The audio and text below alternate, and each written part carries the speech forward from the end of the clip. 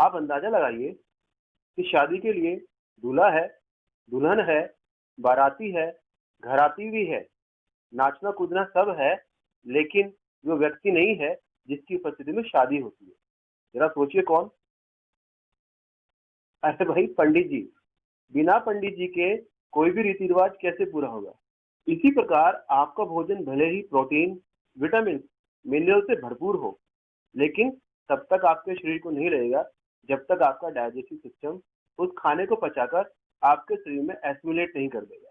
और आपका digestive system तब तक कार्य नहीं करेगा जब तक उसे स्वस्थ रखने वाला तत्व आपके भोजन में नहीं है। उस विशेष तत्व का नाम है डाइटरी फाइबर।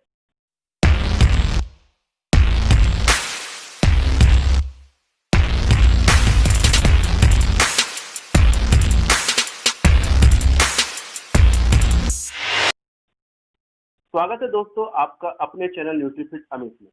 आज हम बात कर रहे हैं डाइटरी फाइबर की। आज के इस वीडियो में हमने 5 सवालों का जवाब ढूंढने की कोशिश की। पहला, फाइबर क्या है? दूसरा, हमारे डाइजेस्टिव सिस्टम में फाइबर की क्या भूमिका है? तीसरा, फाइबर कैसे हमें गंभीर बीमारियों से बचाता है? चौथा, बहुत महत्वपूर्ण है, फाइबर कैसे वेट लॉस में उपयोगी होता है? और पांचवा, वो सुलभ फूड आइटम जिनसे हमें आसानी से फाइबर प्राप्त हो सकता है। फाइबर प्लांट्स के कंपाउंड में मौजूद वो तत्व है जो हमारे पेट से आंतों में होते हुए बिना किसी पाचन के बाहर निकल जाता है, लेकिन हमारी पाचन क्रिया में बहुत ही महत्वपूर्ण रोल अदा करता है। यह खुद ना पच के हमारे बाकी खाने को पचाने में बहुत ज्यादा सहायक होता है। जनरली फाइबर प्लांट सेल्स की सेलुलोज, सेमी सेलुलोज, गम, पैक्टिन, म्यूसिलेज से मिलकर बने होते हैं, जिनका खाने में होना बहुत जरूरी है। डाइटरी फाइबर 4 प्रकार के होते हैं: soluble fibre, insoluble fibre, readily fermented fibre और रेसिस्टेंट स्टार्च। अब बात करते हैं कि हमारे डाइजेस्टिव सिस्टम में फाइबर कैसे काम करता है।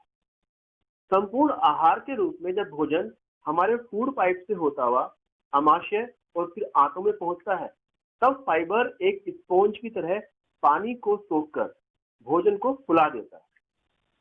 खाने में मौजूद फाइबर डाइजेशन की प्रक्रिया के द्वारा न्यूट्रिएंट्स को आंतों के द्वारा अवशोषित करने में हेल्प करते हैं। अवशोषण के बाद जो खाना हमारी आंतों में टॉक्सिन और वेस्ट मटेरियल के रूप में पड़ा रहता है, उसको इजीली बाहर निकालने में भी फाइबर मदद करता है। लेकिन इस बीच फाइबर ऐसे बहुत सारे काम करता है जो हमारे स्वास्थ्य, हमारे डाइजेस्टिव सिस्टम और हमारे ओवरऑल हेल्थ के लिए बहुत ज्यादा जरूरी होते हैं। बात ये आती है कि फाइबर कैसे हमें बड़ी बड़ी बीमारियों से बचाता है।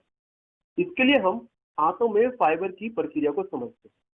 फाइबर जब हमारी आंतों में पहुंचता है तो गट बैक्टीरिया फाइबर की उपस्थिति में फर्मेंटेशन का कार्य शुरू करते हैं। इस प्रक्रिया के दौरान शॉर्ट चेन फैटी एसिड और बाइल एसिड का निर्माण होता है। शॉर्ट चेन फैटी एसिड हमारी आंतों को बाउल कैंसर से बचाता है, उससे सुरक्षित रखता है। दूसरी ओर बाइल एसिड, ये एलडीएल कोलेस्ट्रॉल यानी बैड कोलेस्ट्रॉल को न्यूट्रलाइज करता है। ये फाइबर ही होता है जो आपके हृदय को कोलेस्ट्रॉल से बचाकर आपको दिल की बीमारियों से बचाता है। डाइटरी फाइबर एक कार्य और करता है, आपके खाने में मौजूद शर्करा यानी शुगर की एब्जॉर्प्शन गति को यह धीमा कर देता है, जिसकी वजह से आपका इंसुलिन लेवल सामान्य रहता है और आप डायबिटीज का शिकार होने से बच जाते हैं। अगर मैं सामान्य भाषा में कहूँ तो ऐसे बहुत सारे कार्य हैं जो फाइबर आपकी आंतों में पहुंचने के बाद करता है। सबसे पहला कार्य, आपके ओवरऑल डाइजेशन सिस्टम को स्वस्थ रखता है। आंतों के अंदर मौजूद वेस्ट मटेरियल और टॉक्सिन्स को बाहर निकालता है। आंतों की बीमारियों को होने से रोकता है। पेट में होने वाली जलन को न्यूट्रलाइज करता है। बाउल कैंसर से आपकी रक्षा करता है। पाइल्स ट्रीटमेंट में सहयोगी है। यदि आपका वेट बहुत ज्यादा है तो आपको वेट लॉस करने में मदद करता है। हायर डाइटरी फाइबर लेने से महिलाओं में ब्रेस्ट कैंसर का खतरा कम हो जाता है। अब बात करते हैं कि आखिर ये फाइबर वेट लॉस में कैसे हेल्प करता है। जो भी खाना फाइबर रिच होता है वह खाना आंतों में जाकर पानी को अवशोषित करता है, उससे भोजन फूल जाता है। पेट आपको भरा हुआ महसूस होता है।